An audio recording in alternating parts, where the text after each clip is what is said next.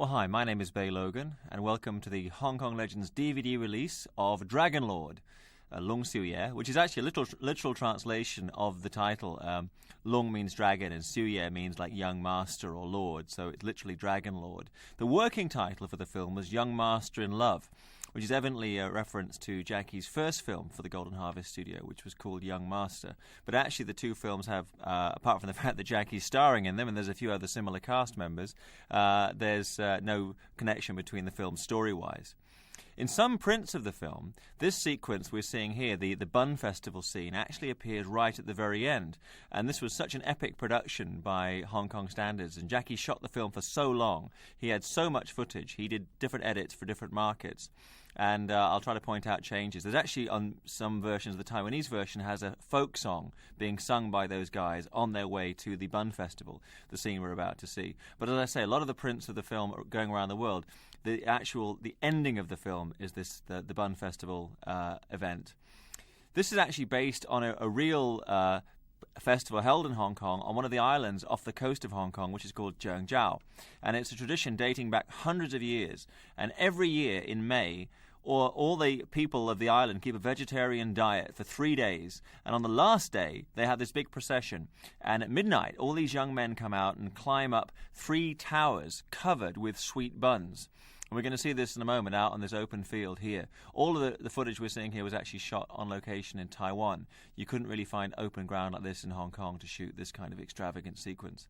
And originally there'd been a plan to shoot in Korea, and Jackie actually went to Korea for a month with his whole crew to do like a pre-production for 1 month, and they shot 1 day, and it was so cold in Korea. Jackie said, the action here will not be any good, so they moved to Taiwan, where of course he'd shot many, many films earlier in his career, primarily for the director-producer Lo Wei. So here we are with the guys getting their, even though we're set back in the turn of like the ending of the Qing dynasty, they've all got very 80s hairstyles. It really is kind of like Saturday Night Fever look for these guys. They don't really look like the... I guess it fits because at the end of the Qing dynasty, people were doing away with the traditional ponytail. And here's our first look at the Bun Mountain. As I mentioned before, this was actually a real festival that happens in Zhengzhou. And you'll see when, in this film, one of the stunt sequences is actually based on a real-life occurrence, because it's not as elaborate as what we're seeing here, but in the matches that are held on Zhengzhou, the event that's held on Zhengzhou, they would have the Bun Mountain, and hundreds of young men would climb up the 3 bun towers. And in 1978, which is, almost a decade before this film was made, this was going on, and one of the bun towers, the bamboo structure of the bun tower, actually bent in the middle and collapsed, and many people were injured. And obviously this struck a chord in Jackie's mind. Those are firecrackers, by the way, which I'm sure people are familiar with, having seen them at Chinese New Year festivals around the world. So this is very much a New Year celebration, and traditionally Jackie Chan's films have always been Chinese New Year releases, so you often find he has excuses to have firecrackers in the film. But as I mentioned, there was the Bun Tower incident. Obviously, that struck a chord with Jackie. And there's different stories as to why they had the Bun Festival. The prevalent theory was that back in the Qing dynasty, which is the period in which this film was set, which was from 1644 to 1911, the island of Zhengzhou was devastated by a storm, and there was an outbreak after that of a plague which killed many, many people. And there was also a belief that the reason so many bad things were happening to the island was that it was haunted by evil spirits. So they had this kind of sacrifice ceremony, on one hand, to kind of like to make those spirits be happier or make them leave, and also to ask the gods to actually to find favor with the people living on the island. And thereafter, the island was safe and happy. And it's in recognition of this that they still have this festival every year. And in fact, at the time I'm doing this commentary, we just passed the Bun Festival, and Hong Kong's having a pretty rough time at the moment, so it was kind of nice to have a celebration in the middle of all of that. It's the major Chinese festival. It's always held in the 4th month of the lunar year, which is May.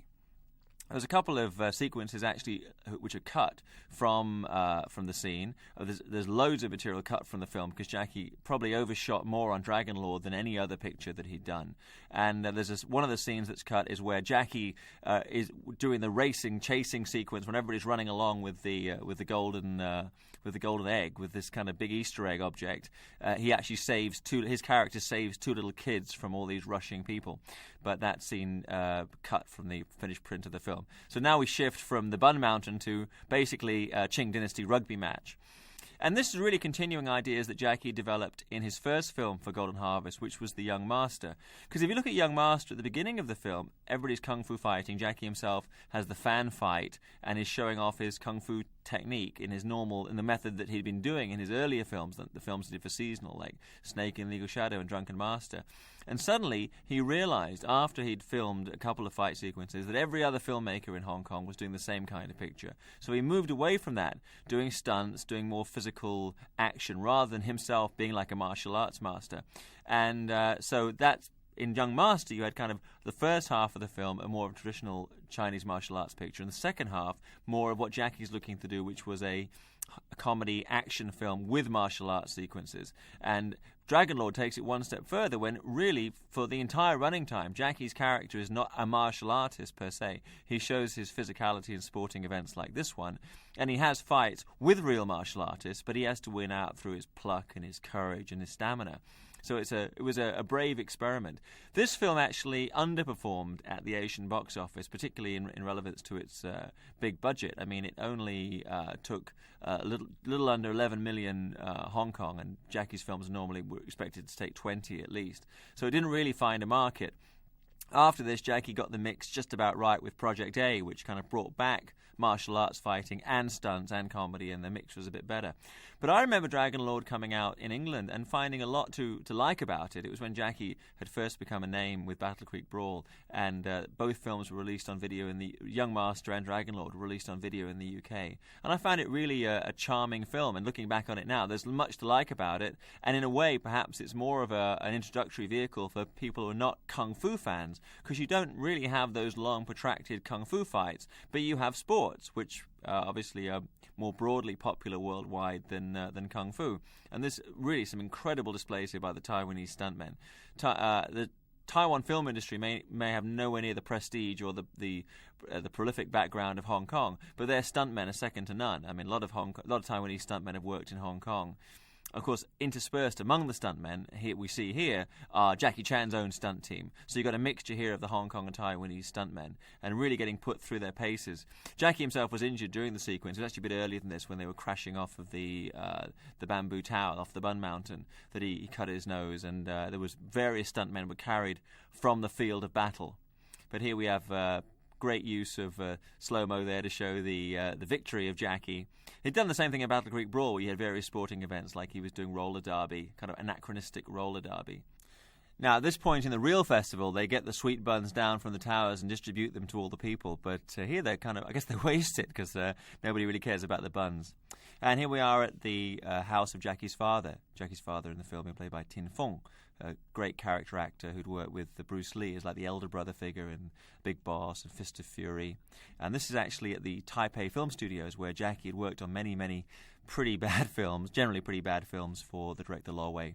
And ironically enough, even though it's not a martial arts movie, this is one of the best moments, I think, for Jackie, showing movements here very reminiscent of Bak Mei. Bak Mei is one of the Chinese martial arts styles, and actually the only one in which Jackie's really taken lessons under a sifu and actually trained in a consistent way. Normally, the martial arts you see him do in films, he's actually learned on the set.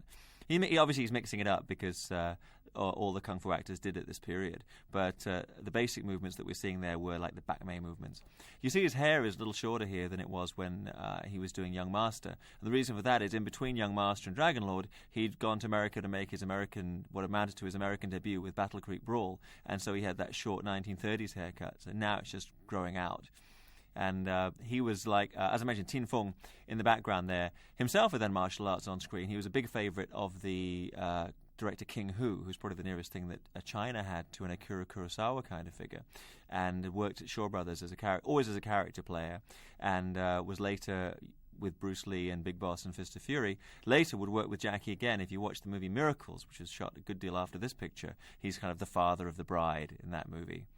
And these locations, the sets we're seeing are kind of standing sets that you see again and again if you watch a lot of Hong Kong movies that are shot in Taiwan, or indeed Taiwanese period films. And they were later used in the film Ninja in the Dragon's Den, which was a bid to launch Conan Lee Yun-bat, as a Jackie Chan-style hero. And in that movie, Tin Fung also played an elder, and also his brother in the film, one of his kung fu brothers in the film, is Typo, who is visible in a couple of shots. I'll point him out in a moment. Probably one of the most prolific character actors in the industry.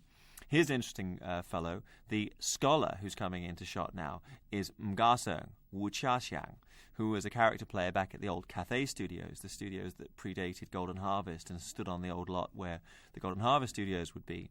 And he had moved from Cathay to Golden Harvest when the transition was made, and appeared in film as an actor in films like Back Alley Princess, Fate of Lee Khan, and The Valiant Ones.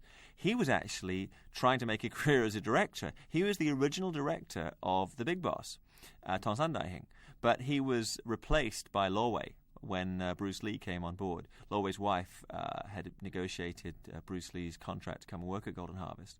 So poor Nga got the boot, and Lo Wei got to discover Bruce Lee with The Big Boss. But I guess Nga got his revenge, because later he directed the Bruce Lee classic, Bruce Lee Against Superman, starring Ho Jung-do, one of the Bruce Lee lookalikes. And but this is his real claim to fame is as a character player. So he has this nice role here as the tutor. This is a great little trick moment here as the father leaves, and boom, Jackie's already gone, and the scholar turns around. That was really cool. A lot of very cool touches in the film. This is the print that we're seeing now is one of the longer ones.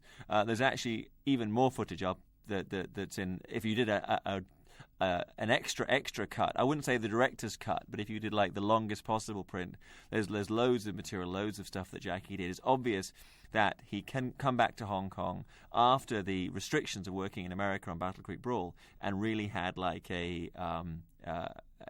the kind of the full tapestry at his disposal, and all the resources of Golden Harvest and Hong Kong and Taiwanese filmmaking industry, and he really went for it and spent money. His nickname at this time in Chinese was the big the plug hole, because water was in soy, which is water, in Chinese also means money. So it was like he was spending money like money was going down the drain. So this was his nickname he picked up on this movie.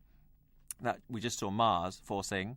And here he is with Jackie. He's actually a real bosom buddy of Jackie's from their younger days together. Mars, of course, a prolific stuntman and supporting actor. You can see him in Enter the Dragon. He was in Nuenda films. Actually starred in a film for Seasonal called Lackey and the Lady Tiger. And his name is, in English is Mars, and his Chinese name is Forcing. And literal translation, Forcing is the name of the planet in Chinese. And he was... the reason that he's called Mars, I mentioned this before, but people maybe this is their first Jackie Chan DVD, and I'll mention it again. According to Jackie, it's because when he was young, Mars had some kind of injury or some kind of mental problem. He had to have brain surgery, and the doctor left behind in his head a piece of the surgical equipment. And ever since then, Mars was a bit off the wall and acted like he was from outer space. So this became his nickname. And in a moment, we're going to see our leading lady, a rare chance to see the lovely Sydney Yim, or Lei Suit, on the big screen. She was actually a TV actress. She is actually a TV actress. I don't believe she's passed away. At this time, she was working primarily as a TV actress, and her elder sister was actually more famous than she. She only appeared in a few movies. She was actually well known for her martial arts abilities. She's one of these kids that grew up around an operatic family and learned kung fu. But she never really gets to fight. Well, never gets to fight in this movie. She's really playing the typical wallflower, the vase role, the beautiful vase role that people play, the girls get to play in Hong Kong kung fu movies. She also appeared opposite Jackie's best buddy Frankie Chan Fan Kei, in the 1980 film Reed Lips. And she married shortly after Dragon Lord. And of course, as is the de rigueur for people in the Hong Kong film industry, if you're an actress and you get married, you don't get to work in films anymore. So she then retired and hasn't really been seen that much since. But this is actually, even though Mars is visible in many of Jackie's films and has been a long-time member of the Jackie Chan stunt team, this is actually the only film where they really have like kind of co-equal billing, where they really play co-leads.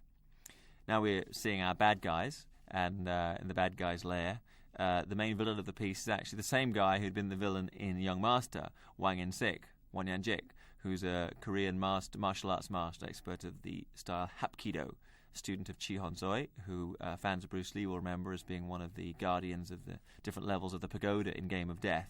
And we'll talk more about him later, but an amazing martial artist and never really looked any better. He's never looked better on screen than he does in these films, where he's really allowed to show his stuff, because the whole point of the conflict between him and Jackie is that Jackie really doesn't know martial arts at all, but Wang Yin-sik is a martial arts master. And there's Chan Wai-man, very colourful character in the Hong Kong show business circle, real-life gangster, he openly admits that, former kickboxing champion, a contemporary of Bruce Lee.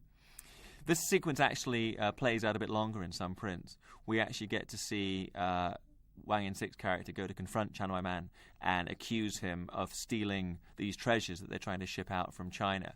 And then there's a fight sequence, and Chan Wai-man is injured, and that kind of leads to sequences that we see later in the film. But this obviously has been trimmed from this print. There's different versions with different scenes at different places in it.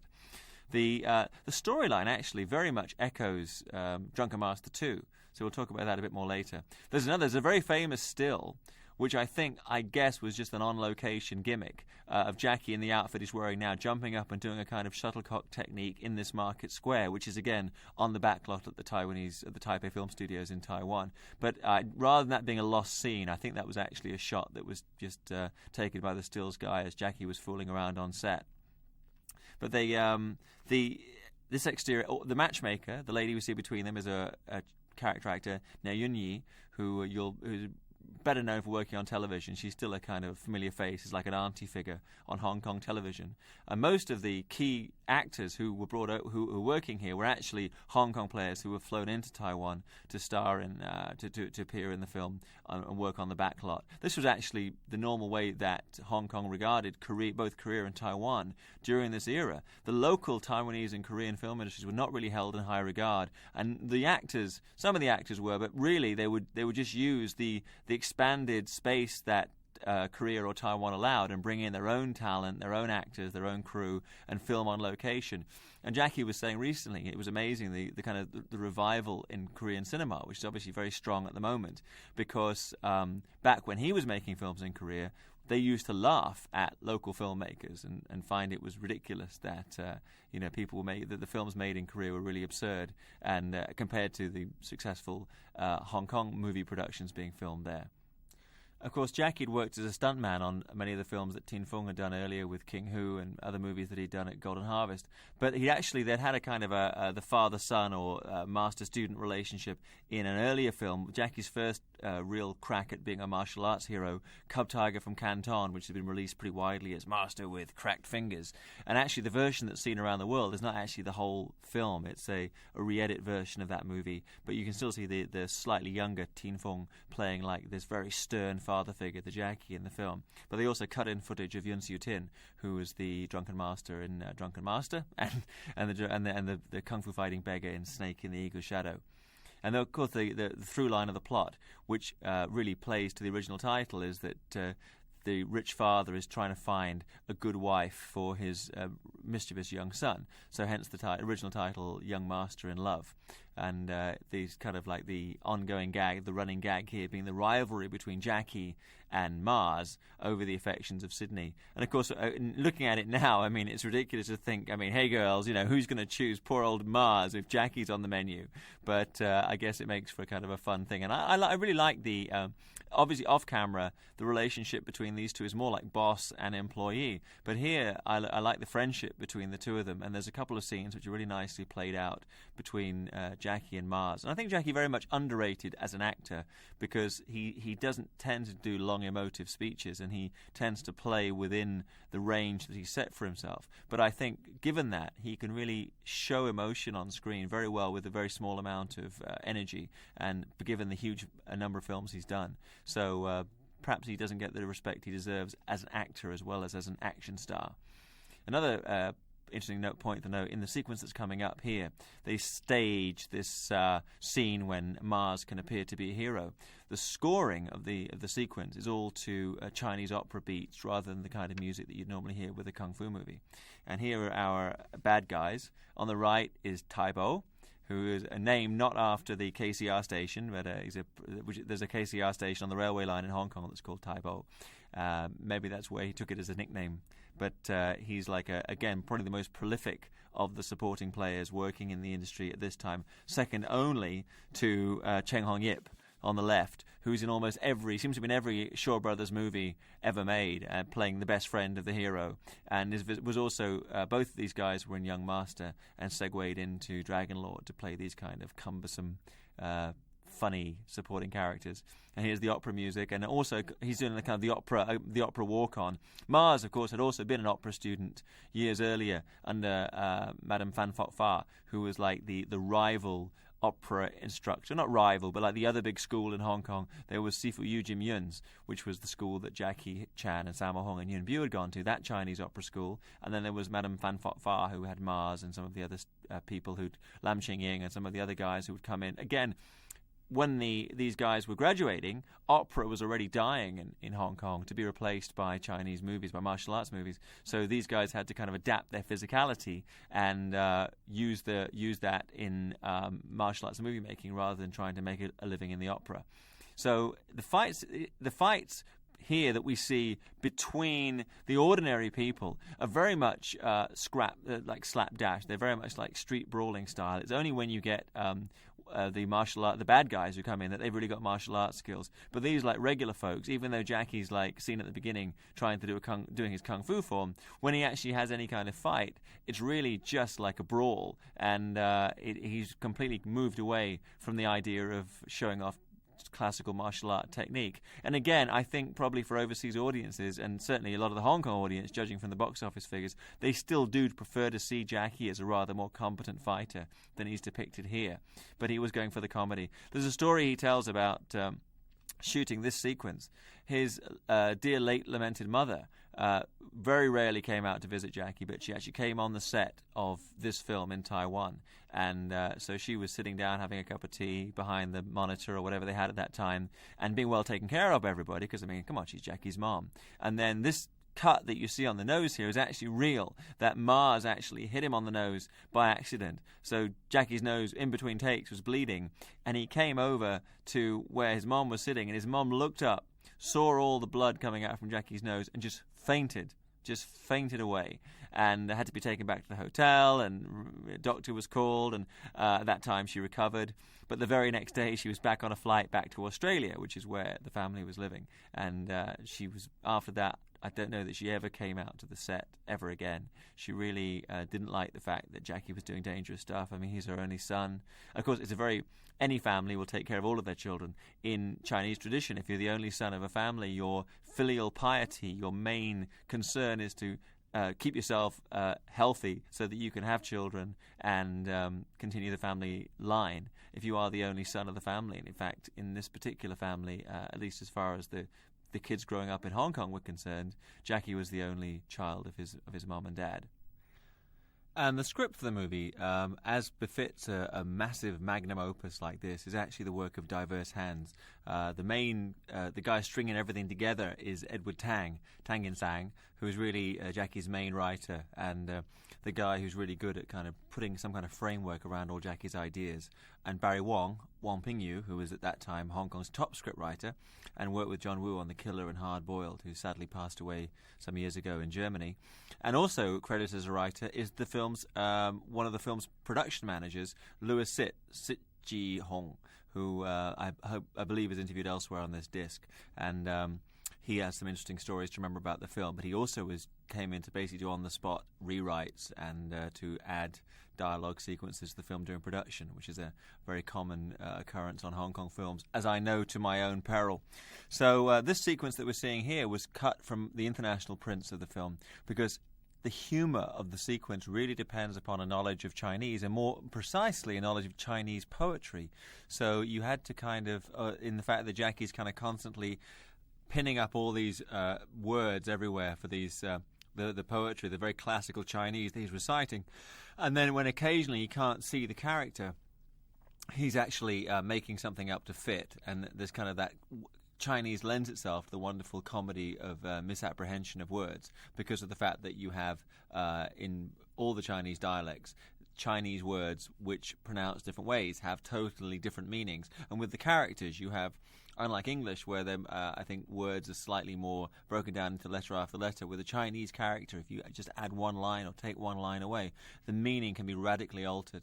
So here you have an attempt and this is a very classical situation that Chinese kids, as opposed to Western kids, would really relate to, because I don't think in the West people really learn by rote, but still in China, still in Hong Kong to this day, a classical education, you'd be expected to memorize certain amounts of poetry and to become, in the period that we're talking about here, it was expected that somebody would have martial skill, which is why at the beginning of the film you see the father encouraging his lazy and mischievous son to learn martial arts, and also you'd be a scholar, that you'd actually be able to recite poetry and to write the very sophisticated Chinese language. So here we see Jackie being tested in this particular area, which he's very much deficient, with the help of these two sidekicks who you see as kind of like the Greek chorus throughout the film. They're always like lurking in the background and kind of commentating on the action. Of the two of them, Tai Po I mentioned before, who's in all the films of this era with Jackie, and then Cheng Hong Yip, who, if you're a fan of the Shaw Brothers films and seeing them in re-release from Celestial, you'll see the films of Zheng Jit and Lau Ga-leung. You always see Cheng Hong Yip. He's the guy on the left, sneaking around in the back there, in films like Executioners from Shaolin, Shaolin versus Ninja, or Shaolin Challenges Ninja rather, Heroes of the East. He's constantly visible. Tai Po is actually back in the other guy. If you watch Ninja and the Dragon's Den, which was shot on this same, as I mentioned earlier, was shot on these same sets, you'll see he's back again, playing pretty much the same role, and in the same circumstances, really trying to help out Conan Lee's character in his attempts to run rings around his elders. It's kind of a stock situation, and this scene really just plays on, and it would really work for Asian audiences much more than international people. So that's why if you look at the Japanese print, if you look at the international release version of the picture, the English dub version, the original print, this whole scene was cut out because it just would have been impossible to translate all the nuances of the language and make the sequence make any kind of sense. There's it's a kind of thin line, I suppose, because in the old days, the parents really were allowed to beat the children like almost to death. Husbands could beat wives, and the parents could beat the children. And today, it seems awfully, as a father myself, it seems awfully reactionary. So, that during this era, this was certainly how the bonds of filial piety kept people in their position within the family and within society, so that this was really common behavior, that the children really did live in fear of their parents, and particularly of the father. So you'd have this whole sequence here where the father's got his like rod of correction with which he can beat Jackie around the head and body. This film actually shot in 1982, and really during the peak years of Hong Kong cinema, and Jackie's had suddenly risen to huge prominence. First with Snake in the Eagle Shadow and Drunken Master at Seasonal, and then after quite a bit of toing and froing with the director-producer Law Wei, with whom he had a contract, he'd gone to Golden Harvest to make The Young Master, which was a huge success. Then had his crack at American fame with Battle Creek Brawl and Cannibal Run, and then here come back to the kind of greater freedom than ever with Dragon Lord. This gentleman on the right here is Zheng Zhong, Paul Zhang, playing Mars's father, a veteran character player. You can see him. He started acting in melodramas in Asia back in 1939, and you can see him in the swordplay classics, The Invincible Eight and The Blade Spares None and The Invincible Sword. And you can also see him opposite Jackie in probably the weirdest film of Jackie's career, Fantasy Mission Force, which was a movie he made for Wong Yu, the guy who'd been the star of The One-Armed Boxer. The reason you see Jackie in all those weird films for Wong Yu, like Fantasy Mission Force and Island of Fire, is that Wong Yu was the guy who actually resolved all the issues surrounding his contract when Jackie left Law Wei to join Golden Harvest Studios. Wong Yu was like the middleman who brokered the peace. So I guess Jackie felt he owed him one, and so that's why you see him in films like Fantasy Mission Force with Paul Zhang, who plays Mars's father. And so now I really like the acting in this little sequence here. This interior was shot at Golden Harvest. So there's a division between the exteriors on the Taipei film studio sets in Taiwan and the interior stuff. Some interior work was actually done up at Golden Harvest. And actually the very first time I visited Golden Harvest Studios and came to Hong Kong, the first time I met Jackie, he was actually in town and was shooting some interior work for Dragon Lord. But most of the film was actually shot in Taiwan. And as I mentioned before, I really like some of the quieter acting, the relationship between these two friends, and I like the acting in this scene. I think it's very nice, and there's not much dialogue, but there's kind of like a communication between the two of them, which is really sweet. The movie I mentioned earlier, the plot line's very similar to Jackie's later hit, Drunken Master 2. If you look at it, you think about it, there's the playful youth played by Jackie and the very stern father played by Tin Fung, and the later film played by Dick Long. And then you've got the stolen treasures, which in this movie are being, as in both films, are being stolen to be shipped out to and sold to foreign collectors around the world. These are the great treasures of China. All these kind of objects that, obviously, in this film, Mars's father's character is involved with this illegal trade, and is obviously enjoying great revenue from it. Hence the fact that he's bought all these wonderful gadgets. China really opening up towards the end of the Qing dynasty, opening up to foreign influence. So you have Mars being taught to sing Three Little Indians by this woman playing the piano, and you've got all these wonderful implements and objects from around the world that these guys aren't really sure what they are. So you have that going on, and then there's these stolen treasures being taken out from the country, and the final fight with a super kicker. So really, beat for beat, it is Drunken Master 2. So I'm wondering if when they started putting together Drunken Master 2, Jackie did look back and think, geez, you know what? I did a movie like this before, but I wasn't really doing kung fu. So maybe now we'll do the same picture again, and I'll fight, because in this film he's really not a fighter per se. But this is actually obviously set quite a bit later. Most of the films, for people, I'm no great expert on Chinese history, but I'm certainly aware of it as it relates to kung fu filmmaking. Most of the films that we see, most of the classic kung fu pictures, are set during the Ming dynasty and during the Qing dynasty, in which the Qing have taken over. The Qing army has taken over China, and there's the Ming patriots, who were the people of the previous dynasty, the Ming dynasty, who were being oppressed by their Qing overlords. And that's when you see the kind of the shaved front of the head with the ponytail. And that period, this is obviously a little later, if only because the hairstyles are so 80s, but this is like towards the end of that era, when you're going towards the time when finally there will be a collapse of the emperor's, the system, the imperial system, and you have the period of the Republic and, Chinese history rolling forward towards the present day. So it's obviously a good deal later than certainly Young Master was, or Snake in the Eagle Shadow and Drunken Master. And Jackie's obviously having a lot of fun playing with all of these gadgets that we see. For those older films, you could not have afforded this range of props that we see in this movie. So Jackie, obviously now with all that kind of budget that he has at his disposal from Golden Harvest, I mean, it was really, he could spend as much money as he needed and as much time as he wanted. Nobody could tell him no. So he was able to get all those kind of gadgets and stuff. Here's a sequence that is in some prints and not in others, as you see Chan Wai Man. Chan Wai Man had been a big star back at Golden Harvest, working on kung fu pictures as a leading player, and he gravitated to playing character roles. You can see him in Legacy of Rage with Brandon Lee. He actually tried to launch Brandon Lee's career in Japan, taking him over there to try to get him to star in a film, but the relationship didn't work out. And there's really a nice kind of tricky thing that Jackie decided to do. Obviously, he'd worked with Wang Yinjik on Young Master, and he wanted to change his look. Working with two films with him back to back, he wanted him to have a different look. So in this film, the character only has one eye. He has like one opaque eye and one eye that he can see with. But Jackie actually manages to hide that for the whole film with all these different little tricks. It's a little bit like Austin Powers when he's running around naked at the beginning and things are covering him.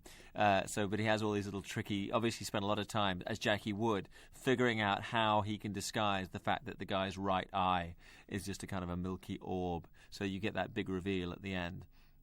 But as I mentioned before, this sequence here is actually missing from various prints. In fact, the previous DVD release print that came out in Hong Kong didn't actually have this sequence in it. So you have like the betrayal of Chan Wai Man's character and the fight between him and the bad guys. The one guy that does have the classical Qing Dynasty hairstyle is played by Kwan Young Man, who's actually a Korean taekwondoist and had a good role. It would later have a role in the film Project A at the ending. So we get Chan Wai Man himself complain that Jackie really never got to let him show his stuff in this film.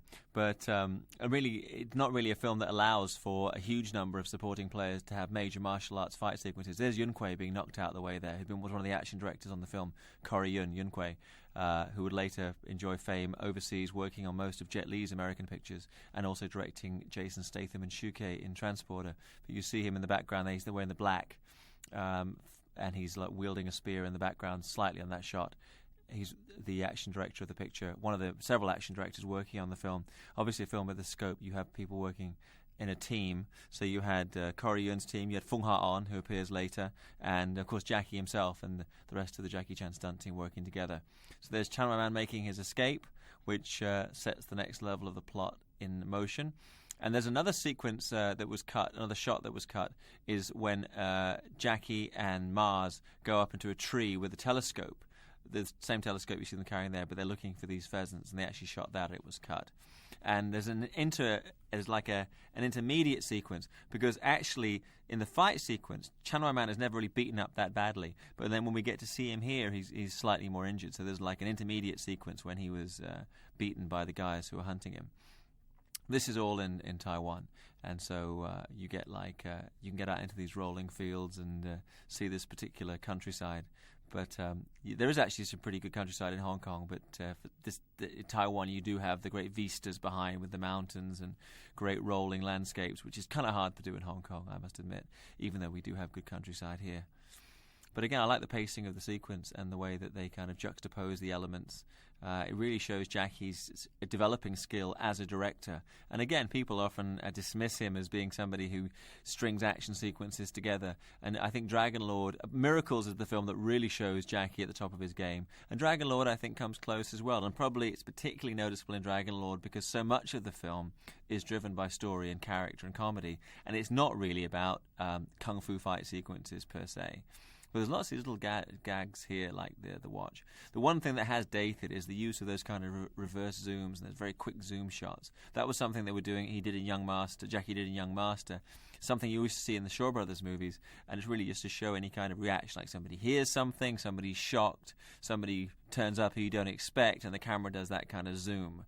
And they use it here, but I think now it kind of dates the film. But that, by contrast, is a very nice shot, the one coming up from the ground, so that we're behind Wan Yanjik, who's a terrific bad guy, and really somebody where you would believe that he can, that Jackie or anybody else would have no chance against him whatsoever. For some reason, almost everybody who stars in this film also starred in a film which starred an Indonesian Chinese martial artist called Billy Chong, and the film was Talons of the Eagle, and you can see everybody, Wang Ensik and Kwan Yung Man and everybody who's in this film turned up in Talons of the Eagle. It was almost like the producer was running around the set of Dragon Lord saying, you know guys, when you finish on this, I have another movie. Please come and be in Talons of the Eagle. It was like when, if you look at a film called Fist of the Unicorn, which actually Mars and Jackie have little walk-ons in, Fist of the Unicorn starring Bruce Lee's friend Unicorn Chan, it was kind of like everybody who's in Game of Death is in that film, and it's, I guess, because the film was being shot, the producer was like, hey Bruce, do you know anybody who can be in our movie? Well, you can borrow my guys. So you have a couple of scenes in which everybody, in fact, Fist of Unicorn actually has Chan Man in it as well.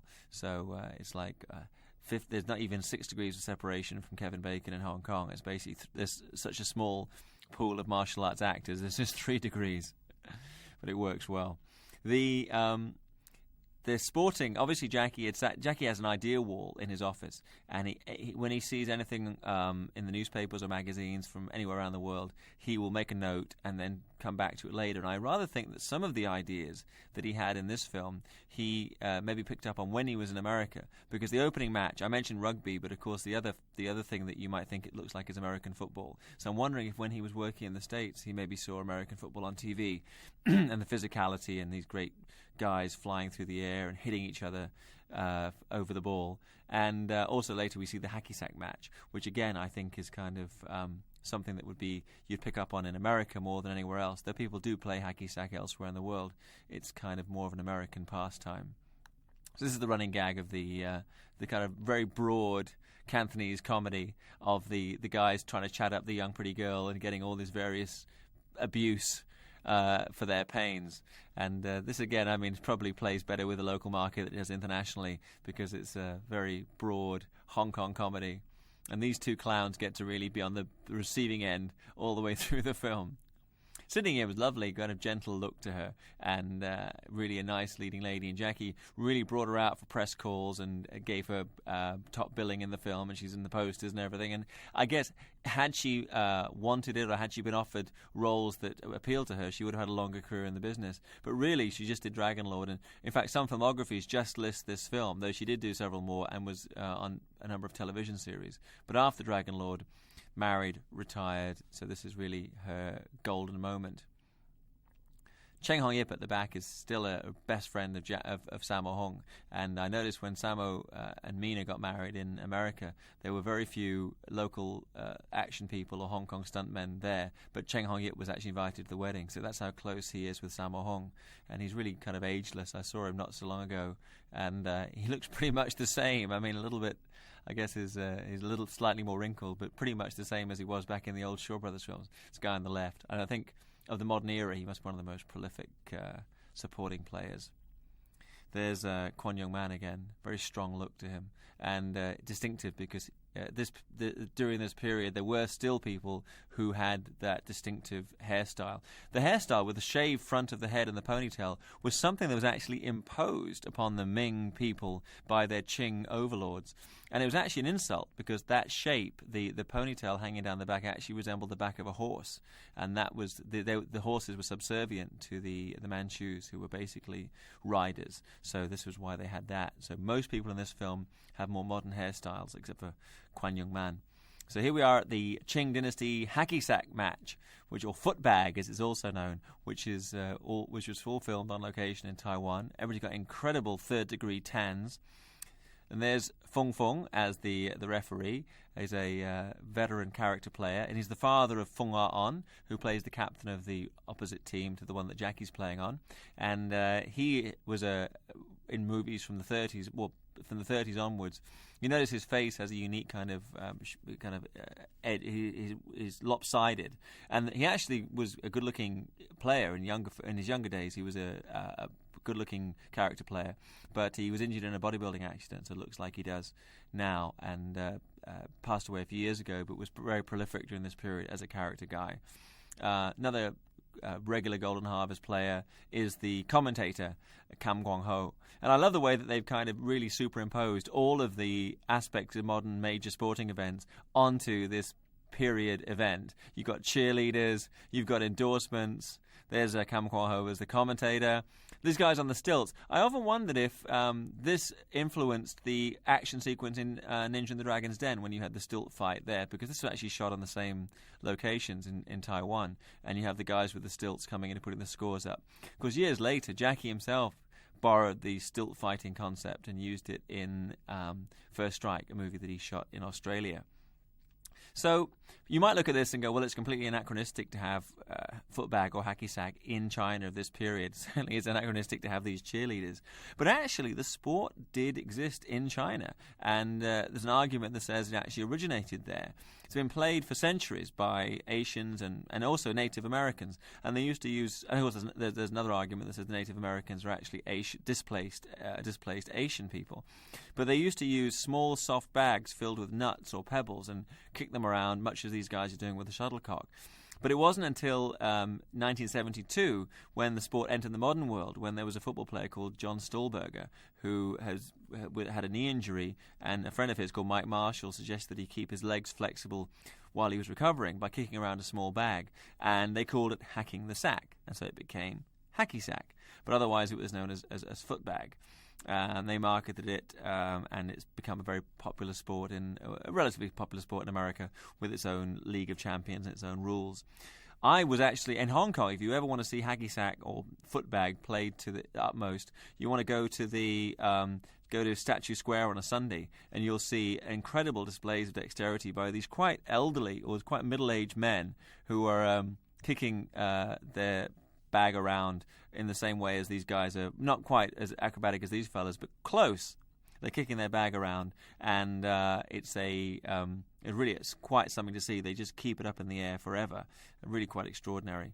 The match is using the shuttlecock, and the shuttlecock was something that was invented in China, and then later, of course, was adapted to be something that was going to be would become badminton, which is another sport that was developed in China and elsewhere around the world. I guess it's an example of societies really coming up with the same idea in different places at different times, and there's like a uniform human consciousness about certain movements and shapes, and so the same thing turns up across the world at apparently geographically separated locations. So you get this whole thing here.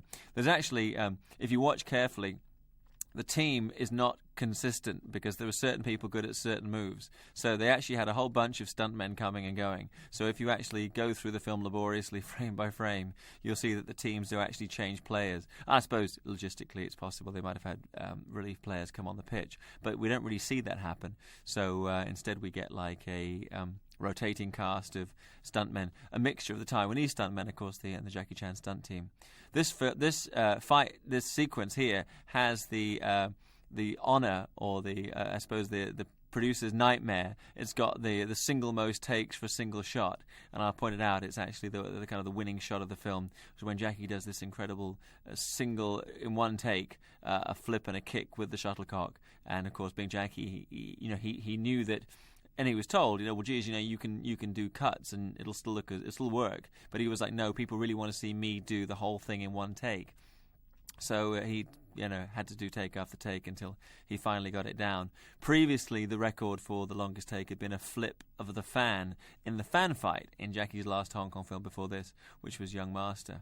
But really an extraordinary feat of daring do, particularly out in the hot sun. You look at these guys as the game progresses, their tans are getting darker and darker, but nothing can be done because you not only are they out for the duration of time that we're seeing in the film, but they'll be out there in the hot sun for all the takes when the ball the shuttlecock didn't go in the right direction or somebody fell over. So you actually suffer more than might otherwise appear to be the case when you're actually filming out exteriors. At least they've got shirts on. I think the worst is when you see the final fight and the two guys are fighting shirtless in the sunshine. That really does wear on you after a while. I should mention the advertising placards in the background. All of them are slightly off kilter. They're kind of almost famous names of Chinese brands, but they've been slightly changed because I guess the people aren't paying any money for product placement in the film. So, but they're that's an extra laugh that people would enjoy if they were the native Hong Kong Asian audience seeing these kind of like made up brands which are being advertised. And they really went to town. I mean, Jackie designed rules and a way in which this game would be played, a combination of soccer, shuttlecock, hacky sack, put the whole thing together. And it never really caught on. I mean, other than the guys out there in Statue Square, there's no league for people playing this particular match. And that guy we just saw clapping his hands is Ho Pak Guang, who's just as poor Fung Fung has got his face slightly at an angle. You look at Ho Pak Guang, he's got a very distinctive squint, and is another prolific character actor, worked at Shaw Brothers and Golden Harvest. There he is in the background on the left. You see him in a brown robe with a mustache. And there's Fung Ha-on, main villain from Police Story, who's the son of Fung Fung. And there's the guy in charge of the sunglass, the hourglass, is Ho Pak Guang. You can see him in films like Heroic Ones, Deadly Duo, Buddhist Fist. He's in Sammo Hung's film Spooky Encounters, Guai Da Guai. He's actually in the film that this movie resembles plot-wise. You can see him as one of the elders in Drunken Master 2. And he had a nice little comic turn in another of Sammo's films, Magnificent Butcher, where he was like the blind guy in that. Recently, you could see him as Zhao Yunfat's friend, running an antique store at the beginning of the film The Corruptor, one of Zhao Yunfat's American movies. This gentleman, Ho Pak Guang, is still alive, retired, semi-retired, and living in Canada, which is why he got recruited by Chow to be in that particular scene for The Corruptor. So that was his last claim to fame. But he'd been in dozens and dozens of films, deserves a rest. Incredible dexterity and mix here of the team. You've got stuntmen, Taiwanese Hong Kong stuntmen, and also the martial arts stuntmen and martial arts players. So you've got all these guys out there showing their stuff. And Jackie reasoning, I guess, that audiences had really seen as much kung fu as they could handle, and so they wanted to see sports martial artists displaying the same kind of skills as professional athletes, kind of mix of the two. Same rationale that led to Stephen Chow Sing Chi making Shaolin Soccer, Siu Lam Juk Kao. So maybe Jackie was ahead of his time, because Shaolin soccer had the same mentality that they were going to have sports played with martial arts, agility, and prowess, and that film worked really well. So maybe Dragon Lord was ahead of his time. There's Paul Wong in the background, the guy sitting behind Jackie just then, who was the head of the Jackie Chan stunt team during this era, and regular. You see him as like one of the young master of the rival school in the film, The Young Master. And here he's kind of another team member of Jackie, when you see him really prominently during this sequence. Fung Ha-on, as well as being the bad guy in Police Story, keeps turning up in film after film. He's actually a child actor, and as a child his features weren't really quite as distinctive as they are now, but he became like... as he grew older, he became more distinctive in his look and really was typecast as a bad guy. He has played occasional nice people in films, but normally he's the squinting evil villain. He's a really good martial artist, specializing in the mantis style, so he's often seen practicing that particular system. And real good classic, good foe and good guy to do classic Chinese martial arts fight sequences. And that's it. So calls time. Boom. And of course you get a pullback shot to react to that. So this real sequence is kind of a stop-the-plot sequence, because it doesn't really advance the plot. It doesn't advance the story at all. It just allows for the guys, because there's no kung fu fighting as such, it allows for Jackie and his guys to show off their physicality. And then later in the film there is actually one moment that I'll point it out when it comes, that kind of plays off the fact that Jackie has this skill as a hacky sack, or we should call it probably footbag, as he's a footbag expert. But otherwise it's like kind of just, there's no rationale behind it other than the joy of watching Jackie and the guys show their stuff. And all of the intercutting here between specially constructed sets out on the Taiwanese backlot and places like this, which are actually continuations of existing Taiwanese towns and villages where they were allowed to shoot on location. So you've got this whole sequence here, and the running continuing gag that Jackie's trying to find a wife, or that Jackie's father is trying to find a wife for Jackie, which is something Jackie in his films has always had a very very arm's length relationship with women in movies. Most of his life, his persona is the guy, best friend, good guy, fighting against the odds, very shy and uncomfortable in the presence of women. Just like Jackie in real life, not. He's quite a charmer in real life, but plays that kind of happy-go-lucky underdog country boy persona perfectly in his films. Just hearing that music cue, I just remembered that Frankie Chan Fan Kay, did the music for the film. He's a lifelong friend of Jackie's and had been an actor and latterly like an action star in his own right. You can see him, it's probably his finest turn in terms of doing martial arts on camera. He's the bad guy in Prodigal Son by Gadai. But he's also had very good skill, not so much as a composer, though he did compose the score for Drunken Master 2, but he's also good at finding music from other sources and applying. He chose the Mars theme from Holst the Planets as like the main villain theme for Young Master, another film in which he provided the music, and he did all the scoring for this film. There's a combination of specially commissioned score and also music that he got from other sources. I mean, traditionally, Hong Kong filmmakers have borrowed wholesale from Hollywood scores and basically slapped the music on top of the film. If you look at some of Jackie's films, Holloway, you've got like acres of music from Superman, the John Williams Superman score, and Star Wars. But here they actually did go to some trouble to find either classical music on record or else especially composing music and actually having it recorded in Hong Kong. So Frankie did a pretty good job with the score for the film. Producer of the movie is Leonard Ho Gun-jeong, who's kind of like the quiet partner of Golden Harvest. I mean, everybody knows Raymond Chow, Chow Man-wai, I think because of basically Raymond's relationship with Bruce Lee. So he was always the guy who was happier in the limelight. But I think Jackie was closer to the late Leonard Ho, who he regarded as his godfather, as his Kai-ye. And so he was the producer of this movie and the guy who was really trying to restrain Jackie from trying in vain to restrain Jackie from spending this huge amount of time and money that he would spend on the film. Now, people always talk about Jackie's action stunt sequences, and they cite sliding down the pole in the end of Police Story and coming off of the clock tower in Project A. And I readily admit that those are amazing sequences. But I think the scene that we're about to see really is up there on a par with those in terms of raw, painful stunt work. Because the The difference is, in the other sequences, you basically get one movement from somewhere high down to the ground. But here, Jackie actually, in the sequence that we're about to see, Jackie actually consistently abuses himself against this hard surface. This scene here, where we see the villains packaging the antiques to be shipped out of China, really similar to Drunken Master 2, where the main plot line was that Jackie's character in that film, Wong Fei-hung, had to stop the fact that to stop the plundering of antiques by the foreign powers. This, of course, was one of the a genuine issue in China at this time, that China had been weak politically and had been divided up by the foreign powers who had learnt how to play the Qing dynasty to their own advantage. So you had Hong Kong, and you had the treaty ports, and you had Shanghai as basically a foreign city on Chinese soil, and people saw China as being a great resource in terms of products and also antiques and whatever other benefits you might want, and you could come, and people made their fortunes doing business in China with very little regard for the local people and any other kind of ethics. I mean, it was just the great game, as it was called at the time.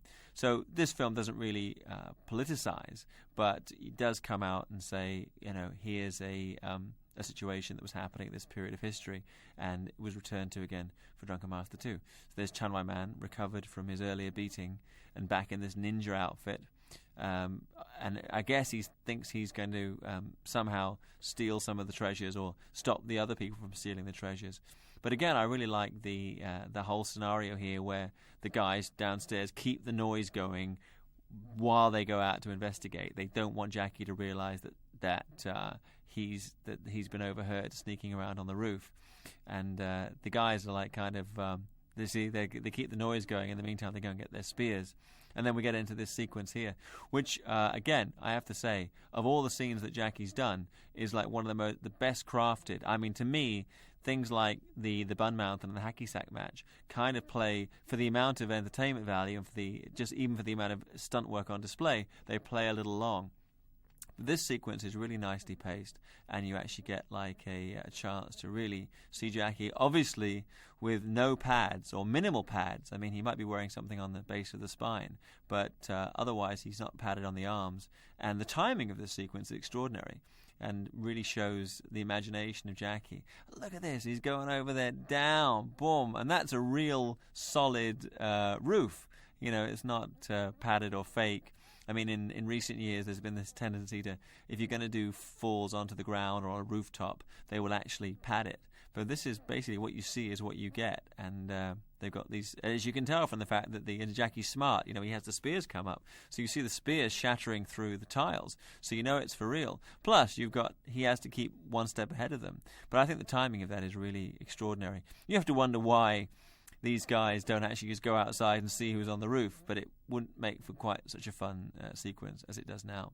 So you get the spearmen thrusting upwards, and it's kind of a fun moment. And again, Frankie Chan did a good job with the score, with those kind of slightly dissonant music beats there. I love this as well, the POV as he comes down and boom, Kwon Young-moon kind of stabbing upwards. Kwon Young-moon also, I mentioned earlier, is a fellow Korean, somebody obviously who had been brought in by Won Yan-jik. Won Yan-jik had been like the trainer for many of the stars of Golden Harvest during this, slightly before this period, and had a great reputation as a teacher and also as an on-screen martial arts exponent. So there's Jackie running to get the kite, and really, I mean, you have to ask: would you put up with with this much abuse for a kite, even one as pretty as the one that he's got there? So then, this is like the payoff sequence. He's going down here, and you can see it's him. It's in wide shot. There's no padding. It's basically the one take is what you see is what you get, and I think this is the kind of the foundation on which Jackie's reputation rests, is the fact that when you saw films, you felt that kind of visceral sense of that it was really happening to somebody. Of course, it's a movie, but it feels like it's really happening to somebody, and you always had the comedic payoff to the sequence. I mentioned before Louis Sitt, who was one of the production managers the line producer on this film. Titles are slightly different in American movies as opposed to Hong Kong films, but the function that he served on the film was line producer. And he had actually started off his career at Golden Harvest as production manager on Enter the Dragon, and then worked with Michael Hoy on the comedian Michael Hoy's films Private Eyes, Games, Gamblers Play. And later would work with Sammo on Warriors 2 and Spooky Encounters. Like everybody in the Hong Kong film industry, he's like kind of a multi-hyphenate. He's like multitasking. He had a writing credit on this film because he was doing a lot of rewrites during production, perhaps in an effort to speed things up, because he mentioned it was quite frustrating because Jackie was spending time and money without any real any thought about when the film was actually going to wrap. And Lewis Sipp was also a writer on The Lady Killer, which was the film that Robert Lee, the brother of Bruce, actually made at Golden Harvest.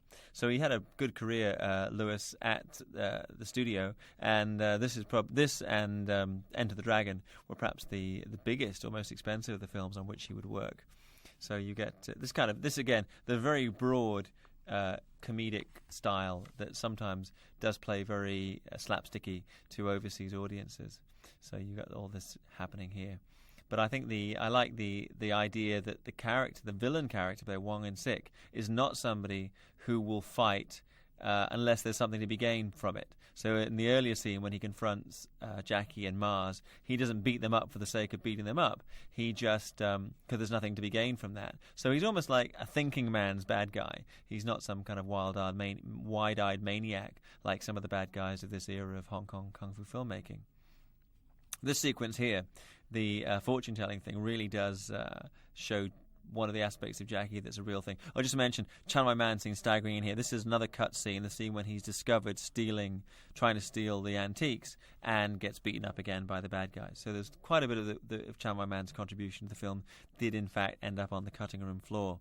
But to mention this whole sequence that we're seeing here plays to something that Jackie's very strong. He's a very strong advocate of non-superstition, of unsuperstition. He's very unsuperstitious. Doesn't really follow any of the Chinese beliefs, and so he's very.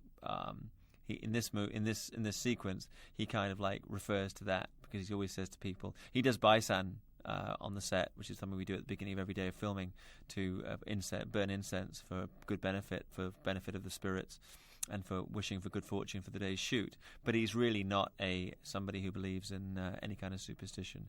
So he's kind of like referencing that in the scene that we see here. You mentioned the guys who are closing in on Chan Wai Man. One of them is the Korean Kwan Young Mun, and the other guy is Denny Chow, who's this time was a member of the Jackie Chan stunt team, and turns up in a lot of the films of this era. Of course, if you're on the stunt team, it's not like in America, where if you're in the stunt team, you're generally out of sight, doubling for people. If you're on the Jackie Chan stunt team, yes, you'll be doubling for people, but also you'll be on camera quite a bit of the time playing character roles, which is something that these guys got to do. So they really got a broad experience of working in filmmaking, and there was no case of you just a stuntman, you can't come out on camera and act, which is more of the Hollywood kind of thing. So you get the juxtaposition here between the very light-hearted guy chasing girl of Jackie's side of the story and the life or death struggle that's happening like one step to the right of that with these bad guys, with a noble bad guy fighting the others. I mentioned before, we don't really get to see the best of Chan Wai Man as a fighter in this film, but in real life, he's somebody who'd fought in really almost every sphere of life, from like the gangster street fights. He'd had boxing matches against British Army boxers while Hong Kong had been a colony. He'd done the kung fu tournament fights.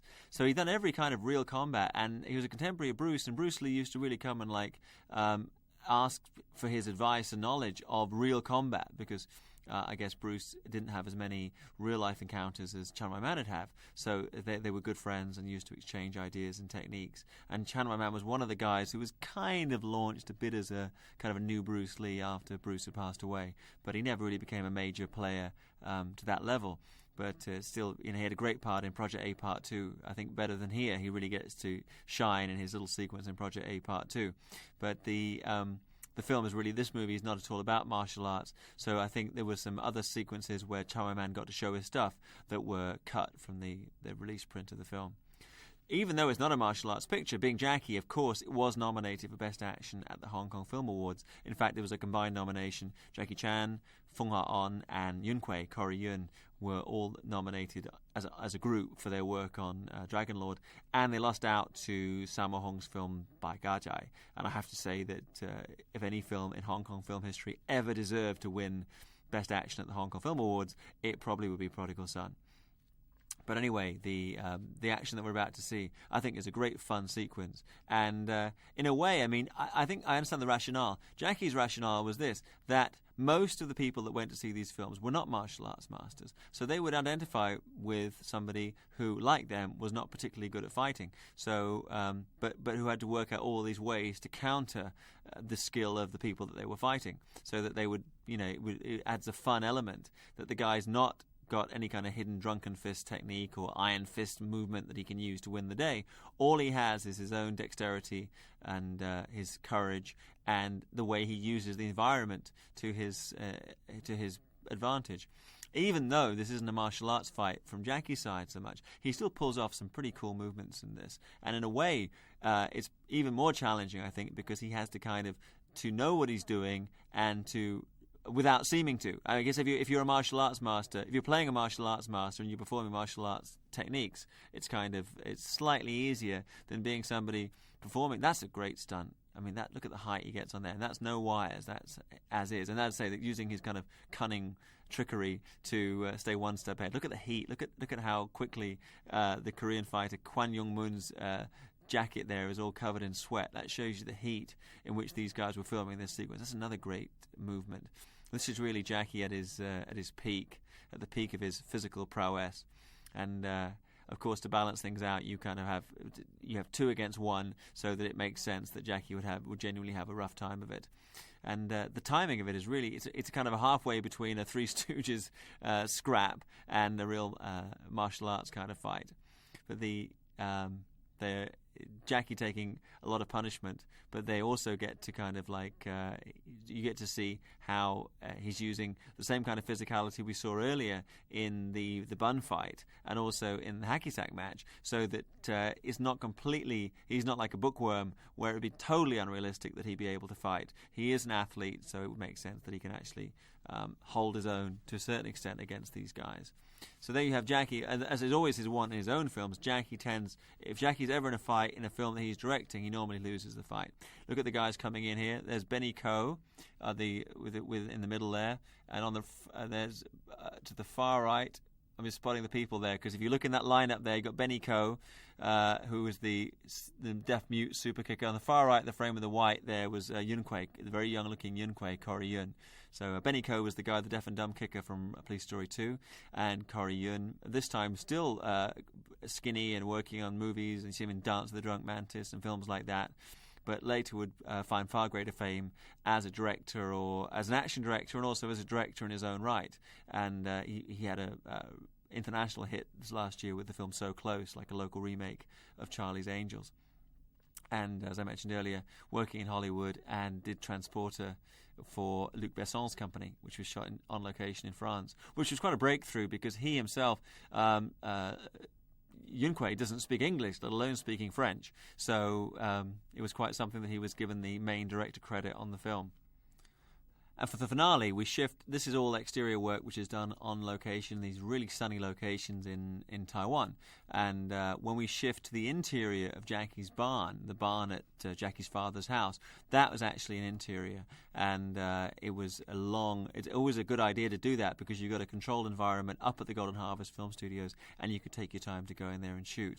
Whereas exterior stuff, they'd really run out of time and money to be out on location in a foreign country, and it made a lot more sense to come back and actually be on site. The other thing is, I guess, from the producer's point of view, there's a feeling that they can exert more influence on Jackie if he's in the backyard than they can if he's off in Taiwan or Korea or somewhere, spending their money as ever he sees fit. So now we have the resolution of the love story, such as it is, with these wonderful little cues from Frankie Chan's score, because we never actually get Jackie never actually gets the girl, and in fact most of his films, most of the time, if he's directing himself, he doesn't get the girl and he loses the fights. This is like an interesting little point Jackie's making here when Mars says, well, when you practice, you look different, and Jackie says, well, there's a big difference between practicing kung fu in form and real fighting, which we've just seen. This scene here is very similar in content, the dialogue exchange between Jackie Chan and Lau Ga-leung in Drunken Master 2, when Jackie's character says, well, why are we so worried about treasures? What does it matter? And Lau Ga-leung in Drunken Master 2, and here Chan Man in Dragon Lord, they explain that the treasures symbolize the strength and the majesty of Chinese history, and therefore should remain with the Chinese people. And even to this day, actually, I don't know that Jackie was actually making any kind of point with this, but it's an issue to this day. Stolen treasures continue to circulate around the world, and there's been a number of quite high-profile cases in which prestigious auction houses have put up for auction items which have been stolen from museums or other private collectors around Asia. So there is a continued trade, and this is kind of referring back to its origin in the Qing dynasty. So then we get the behind the scenes, the involvement of Ma's father in this trade. And of course there would be many people in this time who were otherwise legitimate businessmen who could see a way to make a fast buck and didn't really have any concern about the ethical implications of selling off China's heritage. So they would have been many Chinese people were making money from cooperating with the West during this era. And it was kind of the resistance to this that led to, well, first of all, the fact that the Japanese powers felt that they had a kind of a rationale to liberate Asia from European influence over World War II era, and then of course you had the communists coming to power really on a rebellion against the fact that China had apparently been weakened by the Qing dynasty in terms of the fact that they'd given so many benefits to the foreign powers that China really didn't have any standing. And there was that famous saying, "Deng A Beng Fu," the Chinese were the sick men of Asia. So here we have the exterior shots that we see are all on in Taiwan, and the magic of cinema. He goes from the well through the door, and then here is actually Hong Kong, and here is Hong Kong. The interior of the barn is in Hong Kong.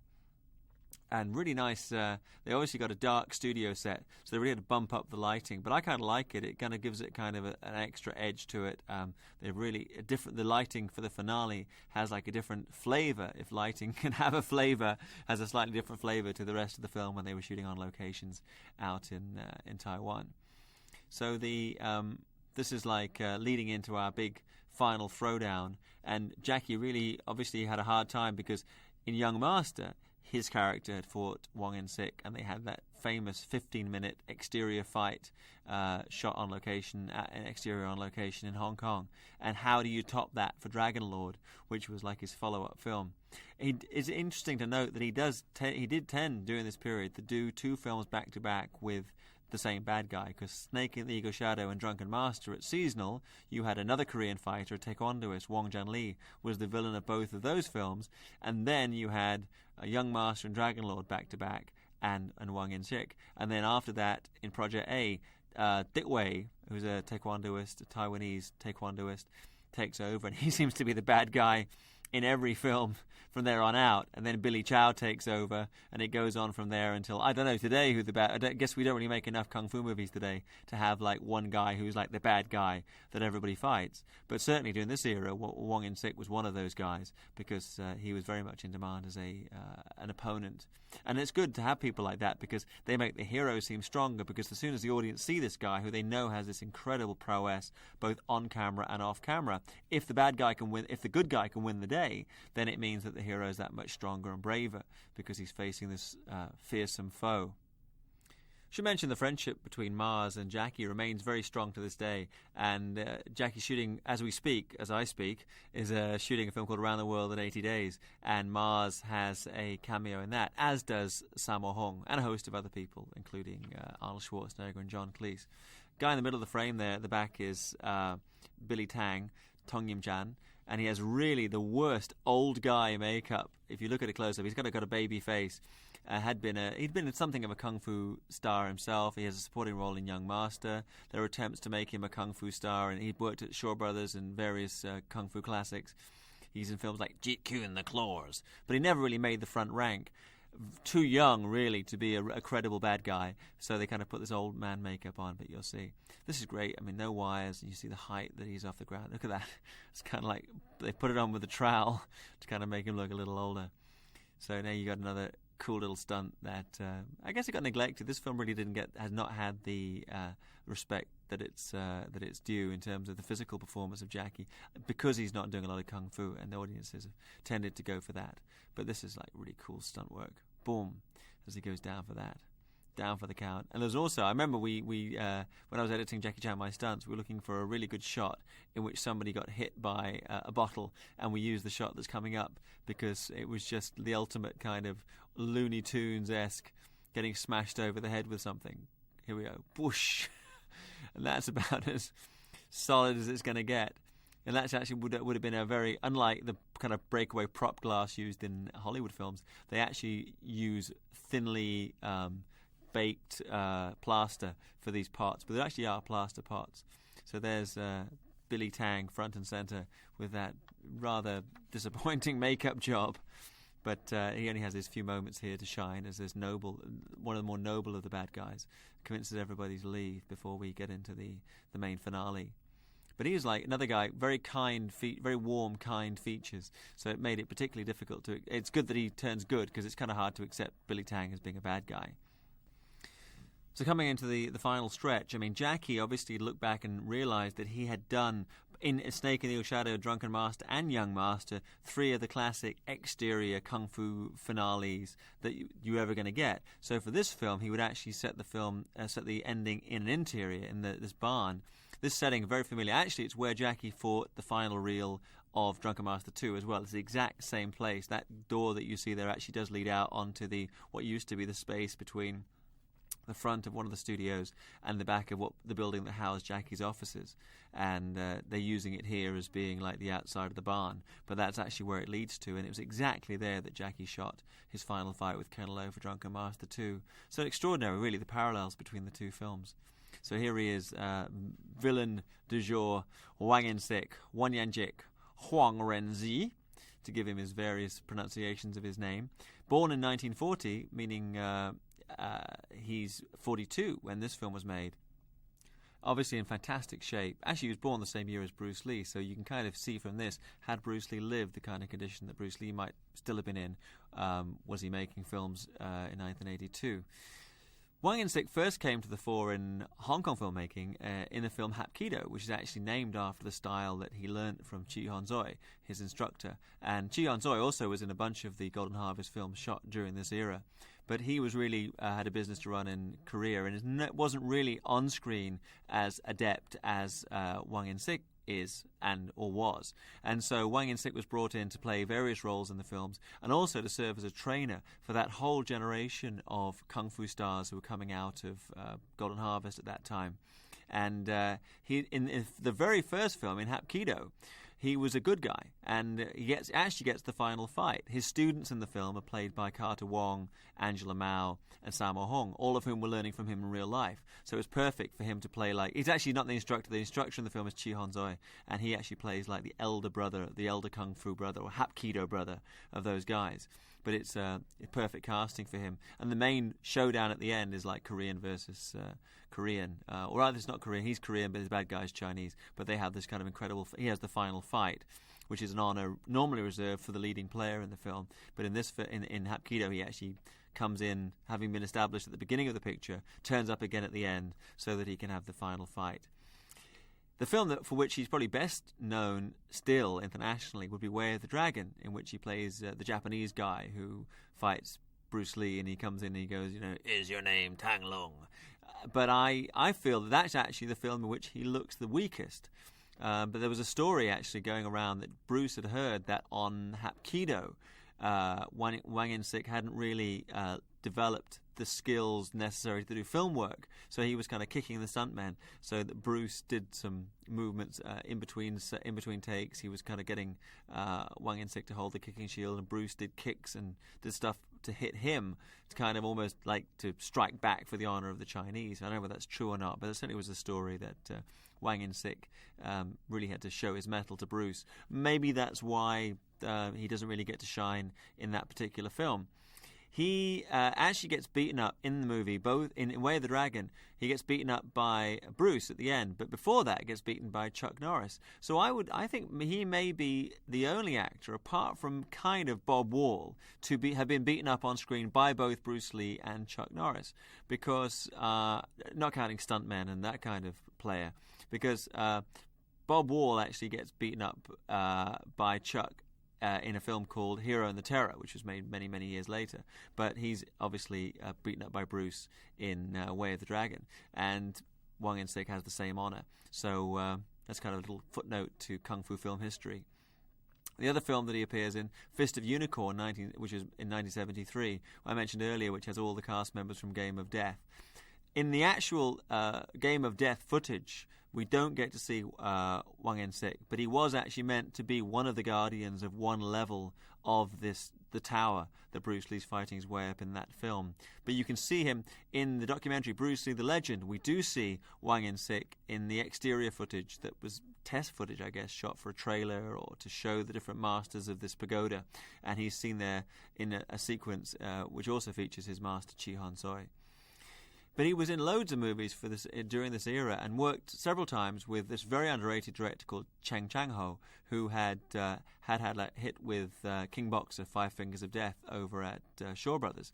But he was all the films he made that I've seen. I haven't seen all of Cheng Chang-ho's movies.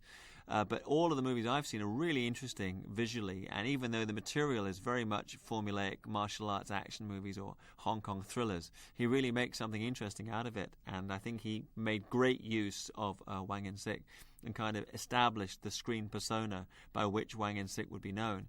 There's a film called The Devil's Treasure, which has Wang In-sik cast as Japanese. He's like a bad guy. And that movie, again, not widely seen, but has some nice martial arts action choreographed by Sammo Hung, but also some very interesting visuals. In 1974, he went back to Korea to shoot Hwang Bi, a Korean film for the director Chang Hwa-jeong, which is actually set in Shanghai. And I haven't seen the movie, but it sounds very much like a Korean take on Fist of Fury, which would make a lot of sense because at that time, Korean cinema really wasn't that popular in Korea compared to Hong Kong cinema. So it would make sense for them to be kind of copying films. But very few of the Korean movies made during that time had any kind of wide release. Then there's, of course, When Taekwondo Strikes, which was a film that Bruce Lee had set up at Golden Harvest to spotlight Bruce Lee's friend, the American taekwondoist Jun Rhee. Just mention it. Look at that incredible, again, the real brutal stunt work of these guys. But anyway, so When Taekwondo Strikes, another stellar moment for Wang In-sik. He was cast opposite Jun Rhee, the father of American Taekwondo. That film is also known as Sting of the Dragon Masters. But that does have the fight at the end, Korean again. This is a match for Koreans, and it's Jun Rhee versus Wang In-sik. Jun Rhee, another guy, a bit like Chi Han Soi, though a bona fide martial arts master in the real world, didn't really work as well on film.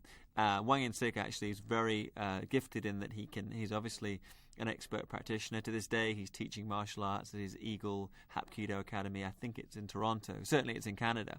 But he also had great skill in terms of performing on screen. To me, the movie that really established his persona, the same persona that he plays on for The Young Master and Dragon Lord, was Skyhawk, a latter-day Wong Fei-hung film starring Kwan Tak-hing, who'd previously played the character of Wong Fei-hung in these 70-plus black and white movies. And all the black and white films, the main bad guy had been a northern kung fu stylist played by Sek Gin, who'd been the bad guy in Enter the Dragon. But the Skyhawk, you see the main villain, the super kicker from the north, is played by Wang In-sik. And he's got long hair, he's wearing a wig with long white hair, and he's really, the kicking style that he shows is amazing. There's a sequence at the beginning when he beats up on Carter Wong, which really defines that new style of kicking for the screen. Again, directed by the very gifted Cheng Chang-ho, and Wang In-sik was actually working at Golden Harvest, training people in a kind of organized way, like they would have classes where everybody would stand up and bow and salute and do their stretches and do their kicks one after the other. Whereas normally, I mean, I guess people have an impression that Hong Kong martial arts movie actors and stuntmen do learn kung fu, but normally, once they actually get into the industry, this was unusual for them to actually have organized classes. Normally people just practice stuff on the set until they get it looking good enough, then they film it, and then they move on to something else. It's not really that common, or was not that common in Hong Kong during this era for the stuntmen and martial arts actors to still go and learn to take classes. They would really learn, on the job. The most obvious example of that being Leung Ga-yan, who was never a martial artist as such. He just was a good athlete and a good physical study who'd pick stuff up. But there's great counterbalance here between this incredible kicking ability of Wang In-sik and Jackie's kind of showing off his stunt skill in reaction to these amazing techniques. You can see probably the most famous of the students of Wang In-sik from the earlier era was Angela Mao Ying, who'd been one of the stars of Hapkido, and they fought several times. They have a really cool fight at the end of the movie Stoner, which starred the former James Bond, the one-time James Bond, George Lazenby, and he plays a guy working for a drug enforcement agency. I think only Golden Harvest could make a film about a DEA agent and call him Stoner. But anyway, George does his best with the martial arts, but the real throwdown at the end is Angela Mao versus Wang In-sik. Another film, a lost classic, The Tournament. I love that movie. It's got a great fight between Sammo Hung and Angela Mao. Sammo actually choreographed the fight. And that film has an even better fight between Wang In-sik and Angela Mao. So they really had as master and student, they really had good timing and a good time working together. Then there was another picture that was that Wang In-sik did at Golden Harvest called The Association, which is this really twisted little thriller, again from the Korean director Cheng Chang-ho, and starred a third Korean, Byung-yu, who was an LA-based martial artist. Who at that time there was this sense in Golden Harvest they were looking for somebody to be a new Bruce Lee, and Bruce was a guy really who'd been in LA doing martial arts and come back to make films in Hong Kong. So there was a sense of, well, let's try that for a bit. So hence you had Jun Rhee coming over, who's Washington based, but he came over and did his thing, and Byung-yu came over and did his one movie. He's still involved with training people to do martial arts movies, and involved with several of the guys with ACT ACT, which is like a training people to do martial arts, Hong Kong style training for Americans to do martial art movies, and Byung-yu is involved with that. Though I think very few people have seen The Association, and maybe that's a good thing because it's a really bizarre martial arts movie. But Wang In-sik looks fantastic in it. In between all of these, he was actually going back to, Wang In-sik was going back to Korea, and I guess those films are little known and little seen because the Korean film of that day didn't really have any market outside of Korea, or even inside Korea, and he was making films like Heokpyo, which means Black Leopard, directed by Shi Hyun Kim, and Bangarangwe Yongwon, The Wandering Hero, Gangnua Mudeom, Tomb for a Strong Man, Daetal Chul, The Great Escape, Kwangyeol Iljimai, The Warrior Iljimai, Heokgyomai, Black Spider, and all of the titles of the films sound very much similar to the films that were being done in Hong Kong at that time. But unlike Hong Kong films, Korean cinema had yet to develop an overseas market. And he was in a 1979 Korean film, The Close Kung Fu Encounter. Then, of course, later in Young Master and Dragon Lord. And then in Fistful of Talons, the film in which everybody from Dragon Lord seems to have got a job. And that he got to fight Billy Chong. Billy Chong, another guy who was just as everybody's looking back in the old days for the new Bruce Lee. Billy Chong was the guy who came along and they were looking for the new Jackie Chan. And did films like Crystal Fist. And was pretty good martial art, actually Indonesian Chinese. But did a pretty good job as a martial arts movie actor. And that was one of his finest hours in Fistful of Talons. So now the end of this epic duel, and as I mentioned earlier, the great Wang In-sik now retired, running the Eagle Hapkido School in Canada. And this, I think, both these films, Young Master and also his work in Dragon Lord, really capture him at the height of his prowess. And when you think of the fact the guy was already getting to his 40s, as I am now, it just shows you if you train, as is the case with me, if you train hard, then time doesn't really have the ill effect on you that it might otherwise have. You can still do your high kicks if you're consistent. I do think if you've never trained and you come back at your 40s and try to get into action, it's tough. But as he shows, Wang In-sik shows here, if you consistently keep training, even to this day. I mean, I've not seen him for a long time, but Paul Rapovsky, who's a friend of mine from Canada and is the action coordinator on the film Mutant X, is very good friends with Wang In-sik and says he's as strong as ever. So this exterior sequence here, we're back in Taiwan. This was shot sometime earlier in the piece. The scene we just saw was actually shot at the end of the production period. And you get those insert shots there of Tin Fung and Paul Chang. And then this whole thing here, very similar again, same costume that Jackie was wearing at the end of Drunken Master 2, not to labour that point. And the banner that they're going to hold up, which actually says, "I won't fool around with girls again," which is kind of odd because, I mean, that whole thing was kind of a subplot, and they really inadvertently saved the day and saved the treasures and beat the bad guy, and the chasing of the girls was neither here nor there. But it's really the ending fits with the light-hearted tone of the piece. This is actually up at Golden Harvest, this finale here. This is kind of tacked on. The exterior you saw was actually part of the sequence that leads into on those prints when they actually have the bun fight at the end. That little exterior you saw was actually normally from there. But the great thing about shooting without sound, which is what all these films were shot like wild, they didn't record sound live on the set, was that later you could kind of re-edit. You had complete freedom in terms of how you could redub and re-edit footage to fit whatever version of the film you wanted to put out. So this is really the Looney Tunes moment here, with these guys inadvertently lighting the cannon, and also the costumes adding to the Chinese New Year feel. As I say, Jackie's film is always like a Chinese New Year treat for his fans. So the costumes and the idea of the cannon going off are very much kind of a Chinese New Year moment. Get a big reaction there. Really is. Jackie's been described as a live-action cartoon, and certainly plays to it there. And now the old guys get to do their comic turn. This film's also interesting because all the other firsts. It's actually Jackie was inspired by Hal Needham, with whom he'd worked on Cannonball Run, which people forget was actually a huge hit for Golden Harvest and really established them on the international scene. But one thing Hal Needham was doing at this time was actually taking all these shots of people cracking up and stunts going wrong and using it over the end credits. And Jackie looked at that and thought, geez, I should do that. And this is the first film where he really, I won't fool around with girls again.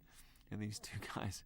And the classic freeze frame, which ended all of these films during this era, was always like the classic thing. The good guy screws up and the elder's running, and then boom, you have a freeze frame and then straight into the end credits.